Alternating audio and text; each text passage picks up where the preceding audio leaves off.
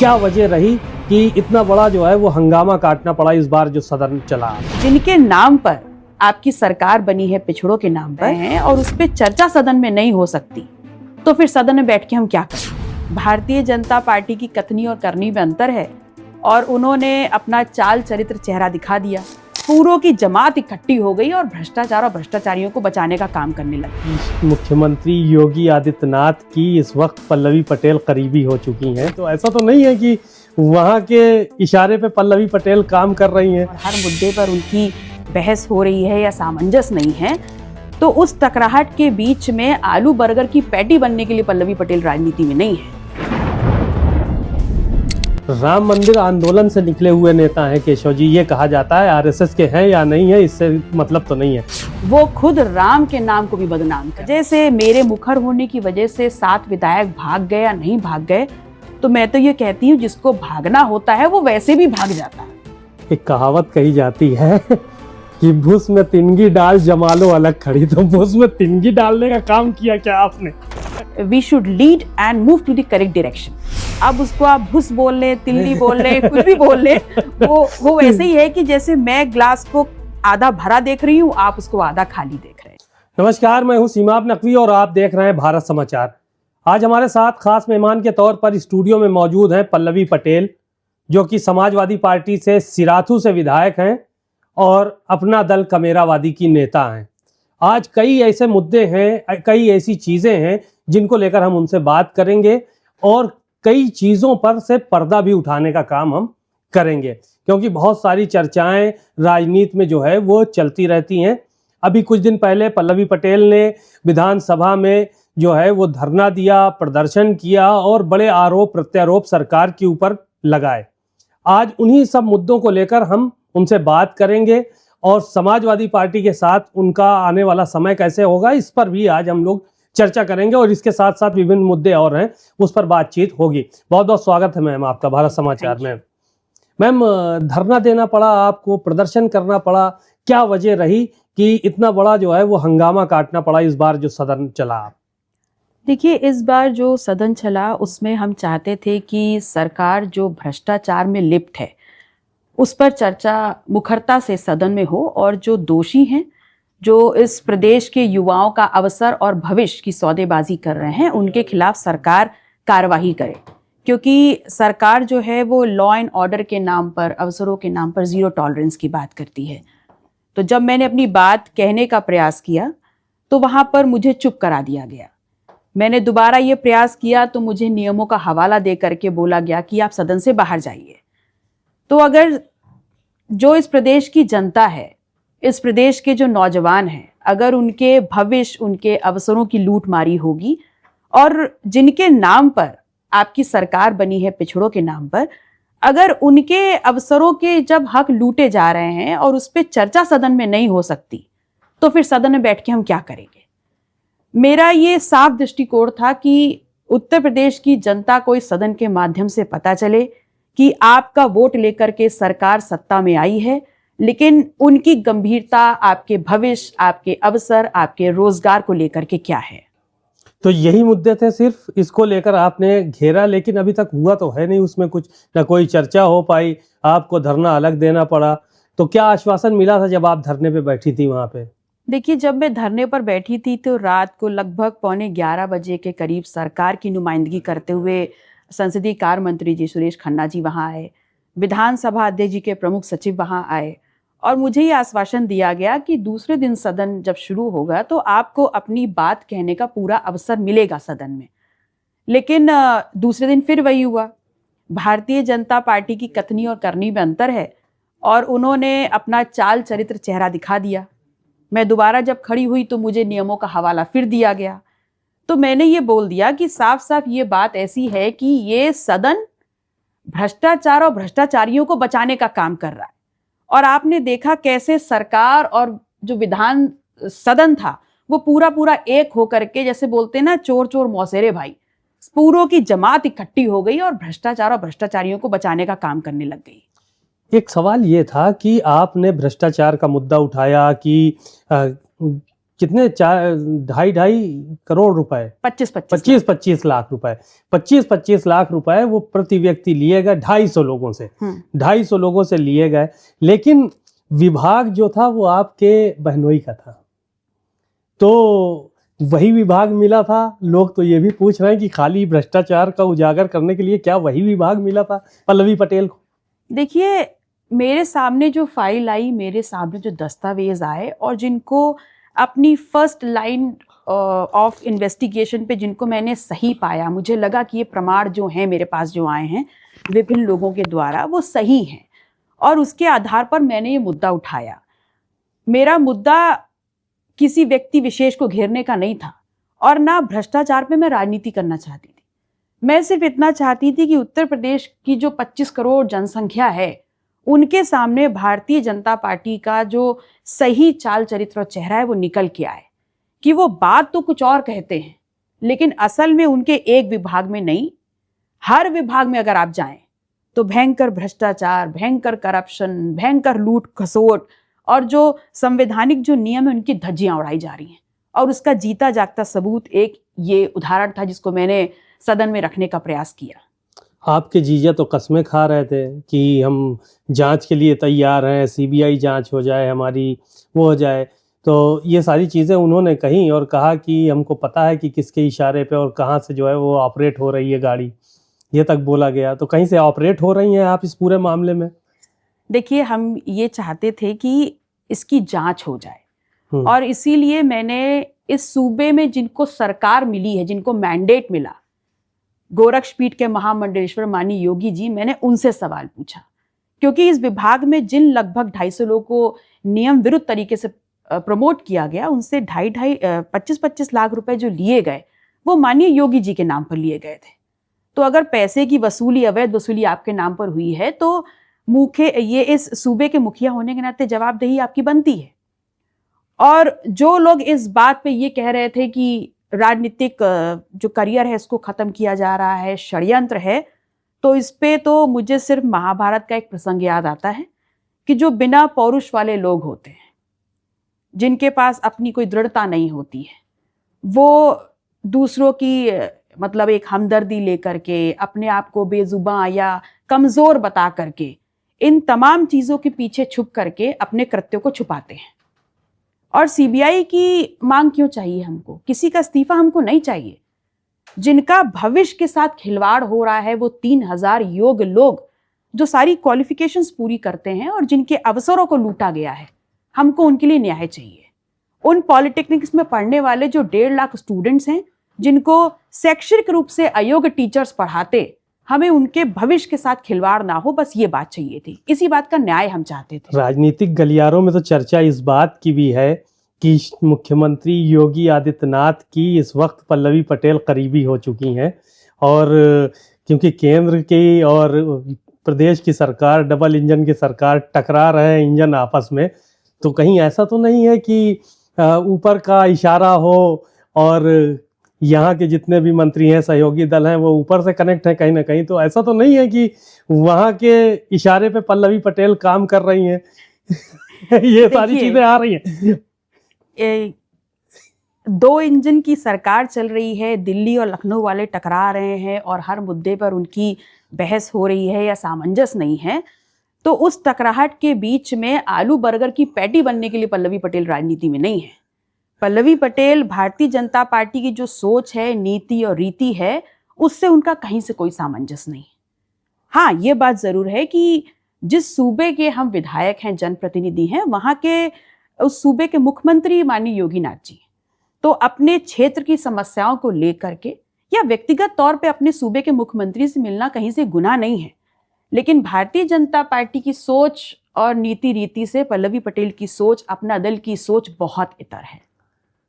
ये मान के चल रही हैं कि कोई लेना देना नहीं है। यहाँ तक कि लोगों ने ये तक कहा कि सिराथू से विधायक हैं पल्लवी पटेल और इसलिए मुख्यमंत्री तरजीह दे रहे हैं। कुछ ऐसा भी है क्या? देखिए, सिराथू से विधायक हैं, ये बात तो सत्य है, और सिराथू से वे विधायक हूँ, इतनी बड़ी सफलता मुझे वहाँ की जनता ने दी है। और जनता ने इसलिए दी क्योंकि जो वर्तमान में जो यहाँ पर डिप्टी सीएम हैं केशव जी, उनके और उनके परिवार के जो कृत्य थे वहां पर, उसमें लाजमी था कि वहां की जनता उनके खिलाफ खड़े होकर के किसी व्यक्ति को सदन में इतना सम्मान देके भेजे, और वहां की जनता ने वो काम किया है। और मैं सदैव ये बात कहती हूँ कि मैं आज जो भी हूँ सिराथू की जनता की वजह से हूँ। नहीं, ये तो सब लोग जानते हैं कि सिराथू की जनता की वजह से आप केशव जी को हरा के आई हैं वहां से, इसलिए सरकार में तरजीह मिल रही है, ऐसी चर्चाएं हैं। विपक्ष के नेता भी तमाम जो है वो चर्चा इस बात की करते हैं कि यहाँ भी शायद आपस में ठीक नहीं है सब कुछ सरकार में, तो इसलिए पल्लवी पटेल को तरजीह ज्यादा मिल रही है मुख्यमंत्री के यहाँ। नहीं, मैंने ऐसा कभी महसूस नहीं किया। मैं अपने आप को बाकी अन्य विधायकों की तरह ही देखती हूँ और मानती हूँ कि सूबे का मुख्यमंत्री को भी उसका दायित्व अपने हर 403 जनप्रतिनिधि की तरफ बराबर है। और ऐसे में यदि मैं भी उनसे मिल रही हूँ तो मैं चाहती हूँ कि मेरे क्षेत्र का भी विकास बहुत बेहतर तरीके से हो, जिस वादे को लेकर के मैं उनके बीच में उतरी थी। अच्छा, अभी हाल का एक बयान आया था, केशव जी की बात चल रही है, तो उन्होंने अखिलेश यादव के बारे में इस बात को कहा था कि जब मोहन भागवत के बयान का समर्थन किया अखिलेश यादव ने, तो उन्होंने कहा कि उन्हें आरएसएस ज्वाइन कर लेनी चाहिए। तो केशव जी के इस बयान को कैसे देखती हैं आप, क्योंकि आप सपा से विधायक हैं, इसलिए क्वेश्चन आपसे बनता है। देखिए, अखिलेश जी को जहां जाना होगा वो तो जाएंगे ही, एक बड़े कद के नेता हैं। और रही बात ये सलाह जो अखिलेश जी को दे रहे हैं कि उन्हें आरएसएस की शाखा ज्वाइन कर लेनी चाहिए, तो सबसे पहले मैं उनसे सवाल पूछूंगी, क्या वो खुद कभी शाखा गए हैं? और अगर वो शाखा गए हैं और शाखा का प्रोडक्ट हैं, तो फिर शाखा वालों को जरूर सोचना पड़ेगा और अपनी प्रोडक्ट क्वालिटी को चेक करना पड़ेगा। खराब है प्रोडक्ट। अब मुझे जो कहना था वो मैंने कह दिया। हाँ। बाकी आप और पब्लिक इस बात की एनालिसिस करिए कि मैंने प्रोडक्ट क्वालिटी की चेकिंग की बात क्यों करी। वही तो है, खराब है, यही तो वजह हुई उसकी कि खराब है तो प्रोडक्ट चेक करा जाए। देखिए, प्रोडक्ट क्वालिटी चेक ही उसकी होती है कि जो पैमानों पे सही ना उतर रहा हो। राम मंदिर आंदोलन से निकले हुए नेता हैं केशव जी, ये कहा जाता है आरएसएस के हैं या नहीं है, इससे मतलब तो नहीं है। वो हमेशा कहते हैं कि राम मंदिर आंदोलन से हम निकले हुए लोगों में से हैं और भारतीय जनता पार्टी में लंबे समय तक संघर्ष किया है। आप क्वालिटी उनकी चेक करने की बात कर रहे हैं। देखिए, राम मंदिर आंदोलन से निकले हुए नेता और वर्तमान में जो राम राज को स्थापित करने की बात कर रहे हैं, वो खुद राम के नाम को भी बदनाम कर रहे हैं, क्योंकि उनकी सत्ता होते हुए भी जिस प्रकार से भ्रष्टाचार फैला है, जिस प्रकार से अवसरों की लूट फैली हुई है, जिस प्रकार से संवैधानिक नियमों की धज्जियां उड़ाई जा रही हैं, वो कभी भी राम राज की कल्पना नहीं हो सकती। सवाल ये भी था कि आप जब अभी धरना दे रही थी, प्रदर्शन कर रही थी, भ्रष्टाचार के खिलाफ आवाज़ उठा रही थी विधानसभा में, और उस वक्त समाजवादी पार्टी का कोई भी विधायक आपके साथ नहीं था। आखिर क्या वजह रही? क्या आपके मुद्दों से सहमत नहीं थे समाजवादी पार्टी के विधायक या नेता प्रतिपक्ष आपके मुद्दों से सहमत नहीं थे? क्या वजह रही कि आपके साथ नहीं आए, अलग थलग आप पड़ी रही, ये देखने को मिला विधानसभा में? देखिए, मैंने जिस मुद्दे को उठाया उस मुद्दे में भारतीय जनता पार्टी की जो वर्तमान में उत्तर प्रदेश की सरकार है वो सीधे सीधे कटघरे में आ रही थी। और मुझे ये लगता था कि जिन 3000 योग्य प्रवक्ताओं के लिए और जिन 1.5 लाख स्टूडेंट्स के लिए मैंने सवाल उठाया है, उस पे सरकार पूरी तरह मुखर होकर के इस सदन में आके 25 करोड़ जो लोग हैं उत्तर प्रदेश के, उनके बीच में जवाबदेही अपनी तय करेगी, जवाब देगी।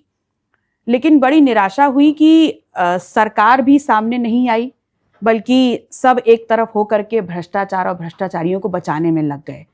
और रही बात विपक्ष, तो विपक्ष जो है वो इंडिया अलायंस का अभी जो हाल हुआ है, उसके बाद ये बहुत ज़रूरी हो जाता है कि वो लोग जो सामाजिक न्याय, जातिवार जनगणना, आरक्षण, इन तमाम मुद्दों को लेकर के वर्तमान राजनीति में संघर्ष कर रहे हैं, उन सभी को साथ ले करके इन मुद्दों को उठा करके आगे बढ़ा जाए। तभी आप उनको घेर करके उनके हर झूठे जो वादे हैं, जो एक पर्दा क्रिएट किया गया पब्लिक के सामने, उसके सामने आप सच को खड़ा कर पाएंगे। ये बात तो आप कह रही हैं, समाजवादी पार्टी के विधायकों से बात आपकी नहीं हुई कि आखिर क्यों साथ में नहीं है? क्या अखिलेश यादव का इशारा था कि पल्लवी पटेल के साथ खड़े ना हो? देखिए, मुझे जब मैंने ये मुद्दा उठाया तो बहुत से ऐसे विधायक थे विपक्ष के जिन्होंने मुझे फ़ोन किया, जिन्होंने बताया कि हम ये आप मुद्दा सही उठा रही हैं, हम इस मुद्दे पे आपके साथ आना चाहते हैं, लेकिन अभी तक हमारे शीर्ष नेतृत्व से हमारी ऐसी कोई बात नहीं है। तो निसंदेह आप जब एक पार्टी की गाइडलाइंस के अनुसार काम कर रहे हैं तो पार्टी के नेतृत्व का सिग्नल होना बहुत ज़रूरी है। और चूंकि ये सदन बहुत ही कम समय के लिए चला, तो मैं ऐसा मानती हूँ कि हो सकता है कि नैतिकता के आधार पर वो लोग मेरे साथ आना चाहते थे, लेकिन एक पार्टी और उसके गाइडलाइंस, उसके नियमों से बंधे हुए हैं, तो जब तक उनके नेतृत्व से बात हो करके उनको क्लियर कट इंस्ट्रक्शंस नहीं मिलते हैं तो इस प्रकार के किसी प्रदर्शन में लोग साथ नहीं आ पाते हैं। अगर यही मुद्दा समाजवादी पार्टी का कोई विधायक उठाता तो आप क्या उसके साथ रहती? देखिए, 2022 में जब जातिवार जनगणना को लेकर के अखिलेश जी मुहिम चला रहे थे, उससे पहले भी हमारी पार्टी का बहुत ही दृढ़ता से ये मानना था कि जातिवार जनगणना इस देश में होनी चाहिए। मुद्दों के आधार पर और मुद्दों की सहमति के आधार पर अखिलेश यादव जी की अपील पर हम 2022 में उनके सामने आए थे, उनके साथ आए थे। और आज भी अगर भ्रष्टाचार के मुद्दे पर समाजवादी पार्टी का कोई भी विधायक अगर सदन में इस बात को उठाता तो मैं निश्चित तौर पे कह सकती हूं कि पल्लवी पटेल अपना दल उस मुद्दे में साथ खड़ी होती। सदन के आखिरी दिन बाबा साहब भीमराव अंबेडकर के मुद्दे पर लेकर के पूरी समाजवादी पार्टी प्रदर्शन कर रही थी। हमसे उनकी कोई मांग नहीं थी, लेकिन अगर आपने गौर किया हो तो वो मुद्दा बहुत बड़ा था और उस मुद्दे में हम उनके साथ खड़े थे। तो मेरा ये मानना है कि मुद्दा किसी भी पार्टी का हो, लेकिन अगर वो उत्तर प्रदेश की जनता के लिए और जो लोग झूठ बोल रहे हैं, इस प्रदेश की जनता को ठगने का काम कर रहे हैं, अगर ऐसे मुद्दे पे साथ खड़े होकर के हम एक बड़ा खांचा खींच सकते हैं तो साथ में जरूर रहना चाहिए। समाजवादी पार्टी से आपकी जो दूरियां शुरू हुई वो राज्यसभा चुनाव से शुरू हुई और उसके बाद से धीरे धीरे जो है वो दूरी, आपने हालांकि समाजवादी पार्टी को वोट दिया, खुलकर वोट दिया, आखिर क्या वजह रही कि इतनी दूरियां बढ़ गई कि अब आप समाजवादी पार्टी कार्यालय नहीं जाती हैं, समाजवादी पार्टी के विधायक आपके साथ सदन में नहीं खड़े होते? क्या वजह है? इसके पीछे बेसिक वजह क्या है? देखिए, पहले भी समाजवादी पार्टी ने ही बड़े भाई के रूप में डिसाइड किया था कि हम गठबंधन में होंगे। उसके बाद उन्हीं ने ये डिसाइड किया कि हम गठबंधन में नहीं होंगे। आगे भी मैं ये जिम्मेदारी और ये पूरा अधिकार उन पे ही छोड़ती हूँ कि वही डिसाइड करेंगे कि आगे भी हम उनके साथ हो करके कुछ बेहतर कर सकते हैं कि नहीं। इससे अधिक और कुछ भी नहीं कह सकती। अखिलेश जी से बात होती है आपकी? बड़े भाई हैं, हमेशा से ही बात होती रही है, लेकिन हाँ, फिलहाल कुछ दिनों से बात नहीं हुई है। वही राज्यसभा चुनाव से? नहीं, उसके बाद तो हुई है। हुई है बात? जी जी जी। नहीं, दरअसल बात यह है कि चर्चा इस बात की रही कि जो 2 राज्यसभा सीटें गईं, आलोक रंजन की, और आपने पीडिया के नाम पे वोट किया।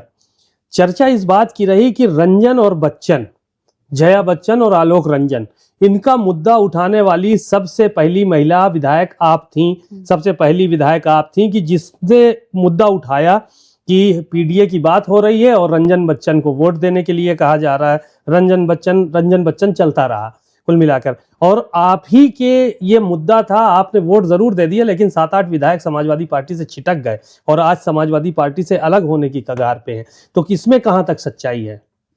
देखिए, ना मेरा बैर आलोक रंजन जी से है, ना जया बच्चन जी से।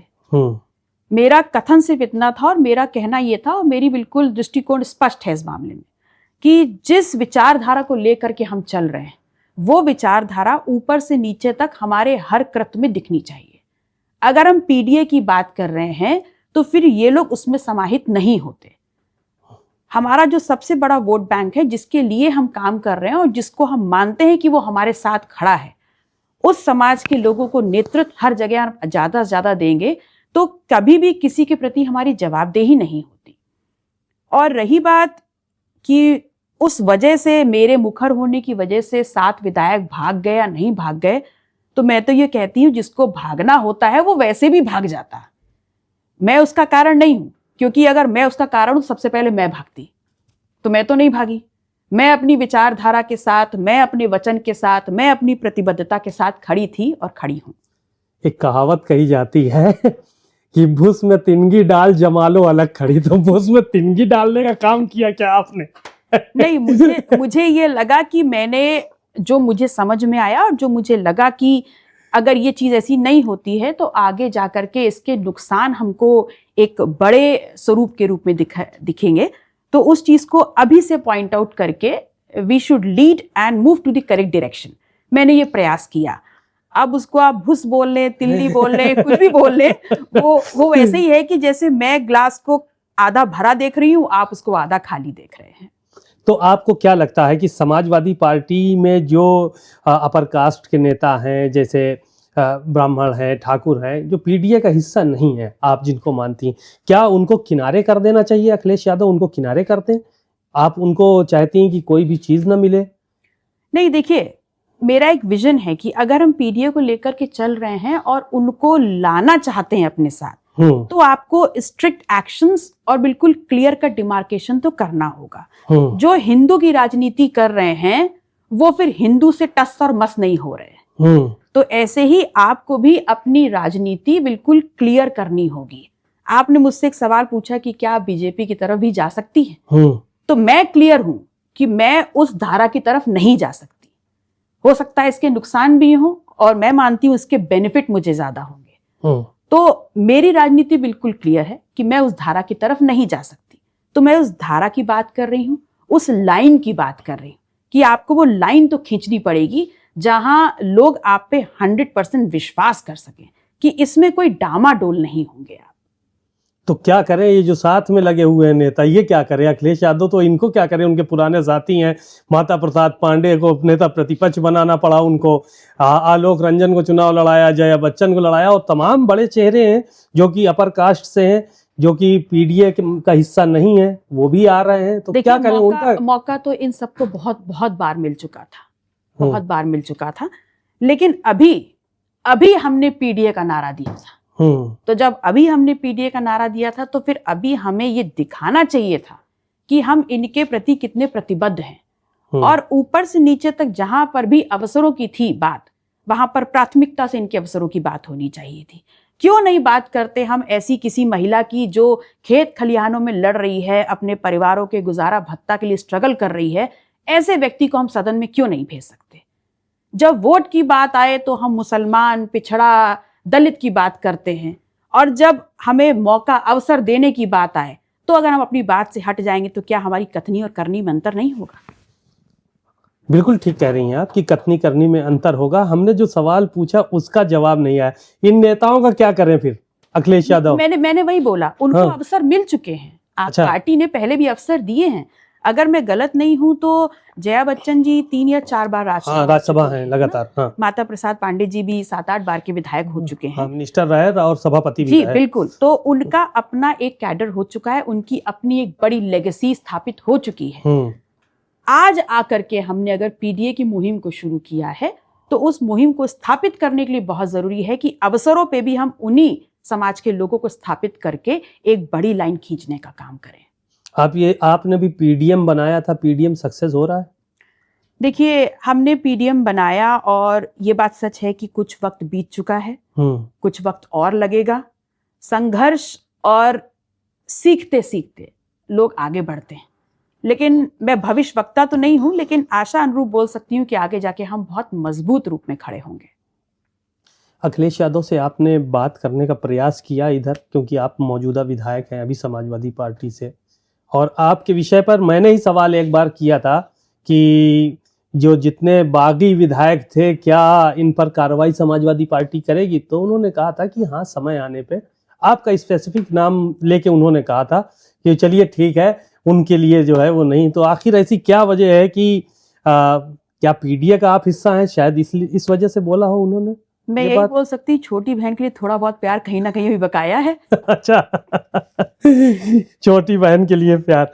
तो 2027 का जो चुनाव है वो अखिलेश यादव जी के साथ मिलकर लड़ने का इरादा है या नहीं है आपका?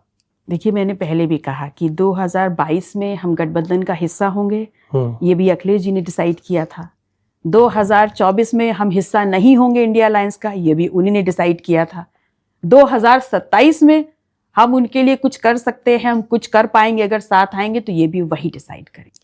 तो ये भी बीच में चर्चा बहुत ज़्यादा उठी थी कि लोकसभा की कई सीटों पर आपने डिमांड की थी और माता जी को राज्यसभा भेजने की बात शायद इसलिए नाराज़गी रही है आपके मन में, क्या इस तरह की भी कोई बात थी? नहीं, देखिए, हम राजनीतिक पार्टी हैं और गठबंधन में हैं, तो ये तो बात सही है कि चुनाव आएगा तो हम अपनी भागीदारी और हिस्सेदारी की बात करेंगे। तो हमने भी अपनी हिस्सेदारी की बात की थी और उन्हीं सीट्स पे की थी जिस पे हमको लगता था कि हम बेहतर परफॉर्म करके इस गठबंधन को और कुछ दे सकते हैं एक्स्ट्रा। इसके अलावा मुझे नहीं लगता कि हमने कभी भी ऐसी कोई बात, 2.5 साल हम साथ रहे, हमने कभी भी किसी भी प्रकार का दबाव अपने गठबंधन के जो अपर हैंड है उन पे डाला हो, कभी भी नहीं। तो अभी अगर गठबंधन के लिए दरवाजे खुलें आपके 2027 में, तो आप जाना चाहेंगी उसी तरह से कि कुछ गांठ पड़ गई बीच में अब? नहीं, गांठ जैसी कुछ नहीं होती।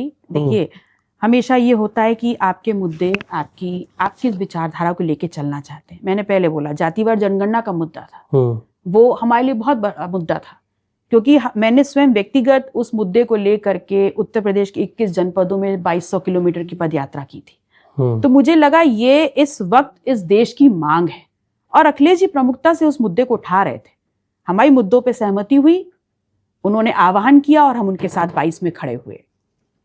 24 में भी हम इंडिया अलायंस का हिस्सा थे, लेकिन अंत आते आते हम उसका हिस्सा नहीं रह पाए।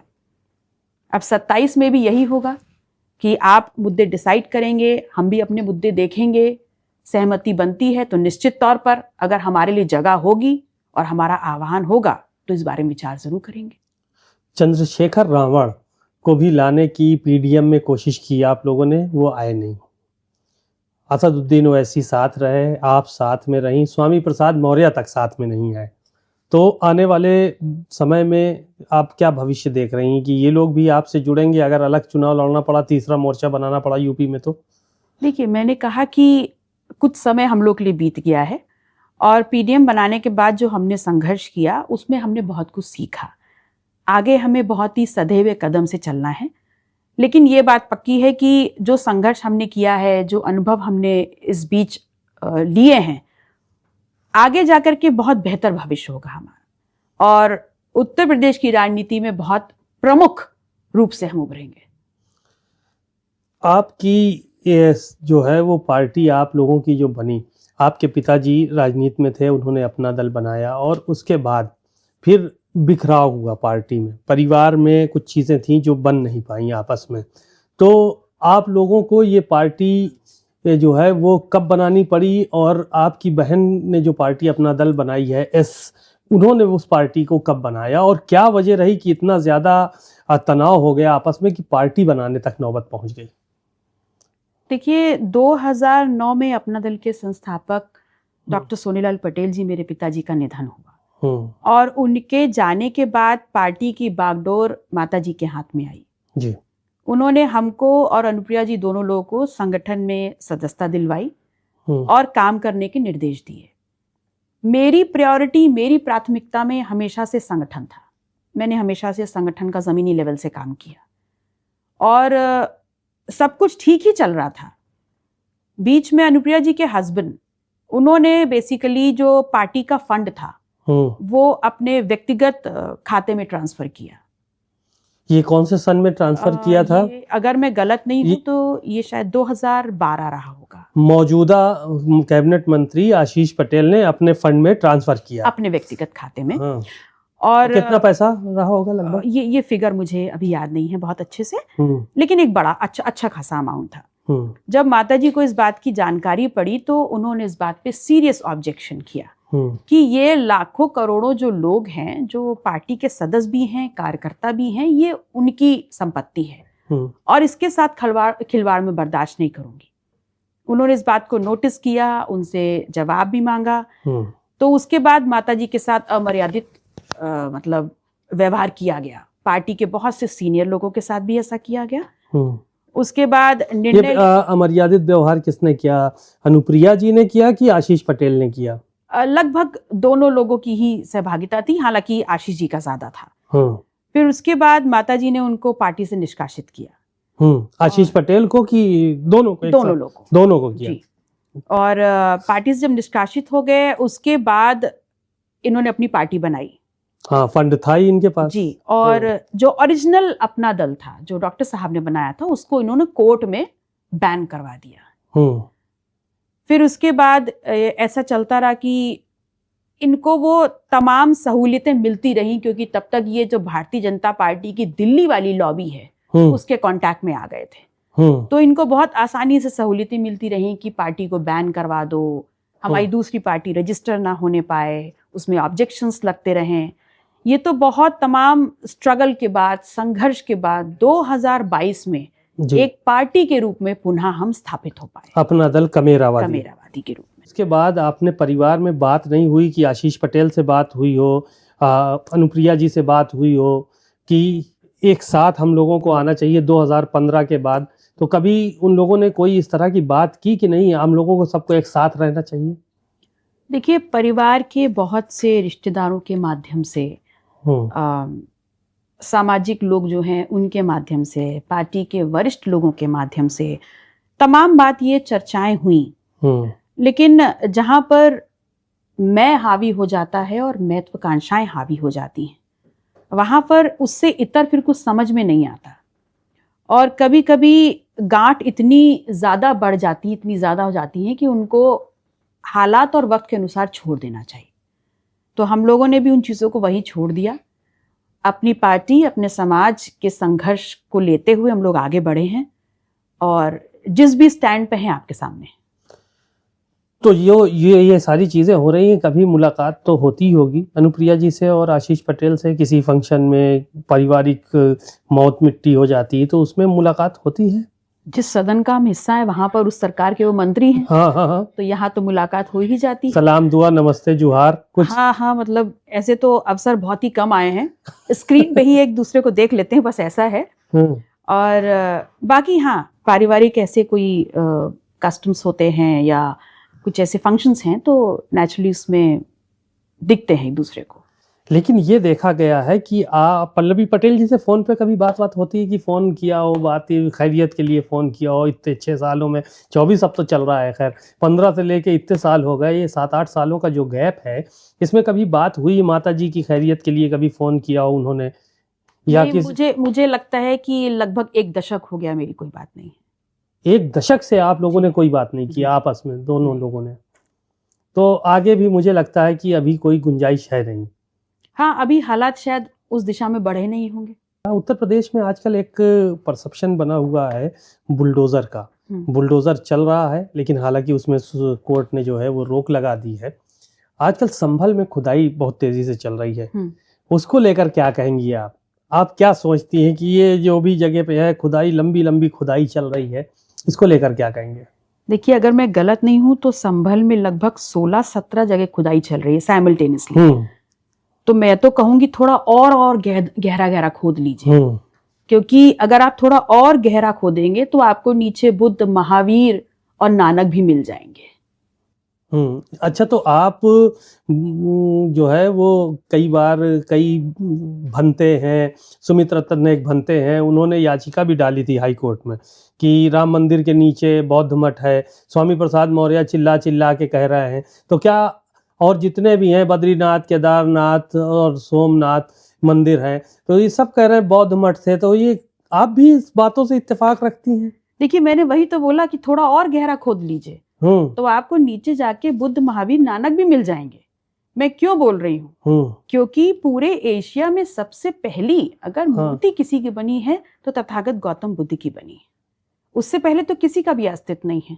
तो जहां आप जो ढूंढ रहे हैं उसमें थोड़ा और नीचे खुदाई करिए, आपको इस देश की वास्तविकता मिल जाएगी। तो आप इन बातों से सहमत हैं? इसका मतलब कि मंदिरों के नीचे बौद्ध मठ है?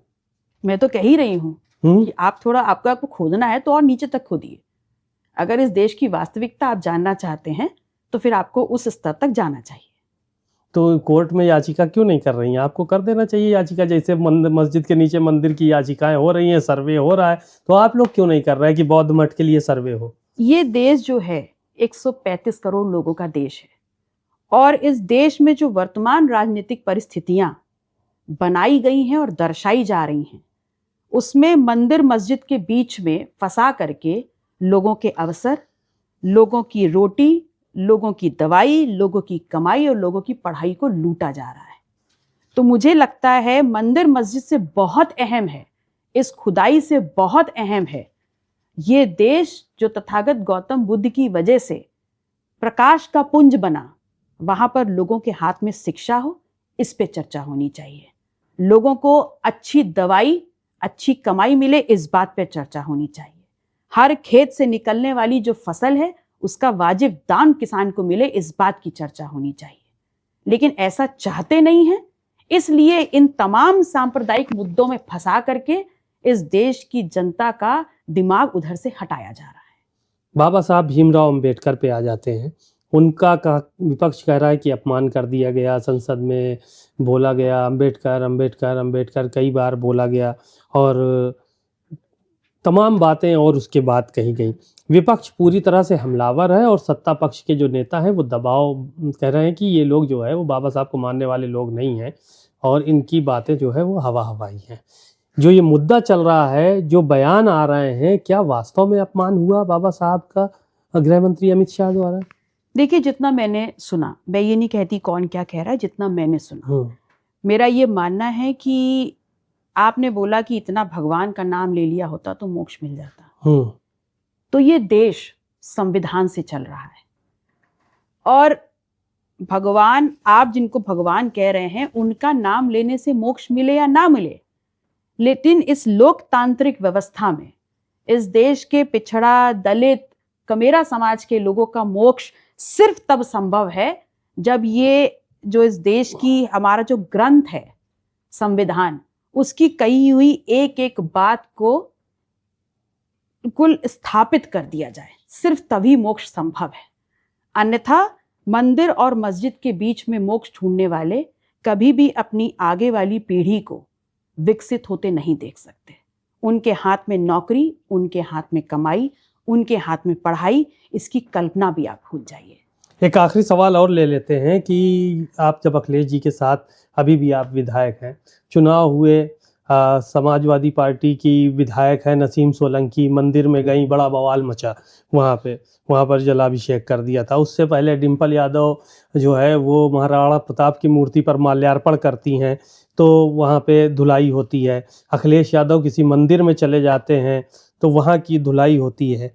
तो ये कौन लोग हैं जो धुलाई कर रहे हैं? क्या ये जो है वो अखिलेश यादव को, डिम्पल यादव को, इन लोगों को हिंदू नहीं मानने वाले लोग हैं? भाई पूजा करने के लिए तो कोई भी व्यक्ति जाएगा ना वहाँ पर। देखिए, ये संविधान ये कहता है कि we have the right to preach any religion. हम अपने अनुसार अपने धर्म में आस्था रख सकते हैं और उसमें जैसे भी चाहें अपनी पूजा कर सकते हैं।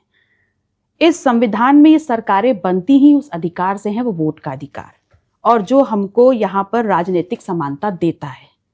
सामाजिक समानता, आर्थिक समानता, शैक्षणिक समानता की ये लड़ाई है। इन चीजों की बात ना हो इसलिए इस प्रकार के उन्माद फैलाए जाते हैं।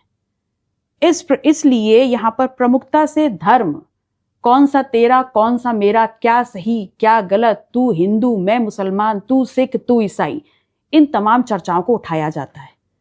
जबकि हर लेवल पे, चाहे फिर वो अखिलेश यादव जी हो, चाहे कोई भी हो, हर लेवल पे बात सिर्फ हर समाज, हर जाति, हर धर्म उस देश में जो संविधान के अनुसार चल रहा है, जहां सरकारें संविधान के अनुसार बन रही हैं, वहां बात और कार्य संविधान के अनुसार शिक्षा के लिए, right to education, right to freedom, right to equality, इसके अनुसार होने चाहिए। चलिए, शुक्रिया बहुत बहुत। आपने पल्लवी पटेल जी को सुना। तमाम मुद्दों पर उन्होंने बेबाकी से अपनी राय रखी और साफ तौर पर उन्होंने एक चीज़ का और भी जिक्र किया कि हम भारतीय जनता पार्टी की विचारधारा की तरफ कभी नहीं जा सकते हैं और गठबंधन में अखिलेश यादव हमारी पार्टी को लेंगे या नहीं लेंगे, ये उन पर निर्भर करता है। इस तरह का कार्यक्रम आगे भी देखते रहिए। तब तक के लिए नमस्कार।